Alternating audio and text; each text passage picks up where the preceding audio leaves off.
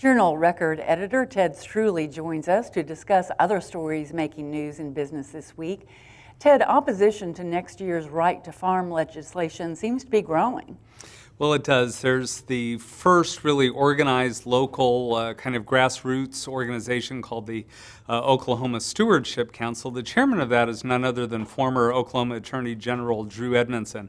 Their concern is that the way the law is written, there would be a standard of proof that says if they want to regulate agriculture or livestock in any way at all, they would have to prove that it is in the compelling interest of the state to do so. They say that would be such a tough burden to meet that it would open up the gates for things like cockfighting and puppy mills and other problematic areas. The Tulsa Chamber had some good news on the job front this week. Well, they did. They're expecting some 300 new jobs in the area next year that will come from 6 different companies in a variety of industries.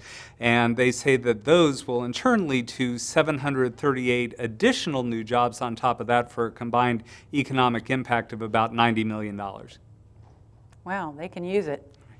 Oppositions on the federal health care exchange are shrinking. What's the story there?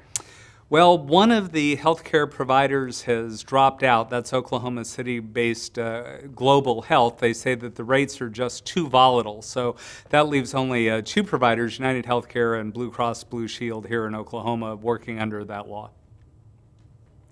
Local ag producers are throwing their support behind the multinational TransPacific Partnership. Tell us about that. Well, in particular, it was the wheat growers who were excited about this. Now they're seeing other countries like Australia signing bilateral agreements to export wheat to countries like Vietnam.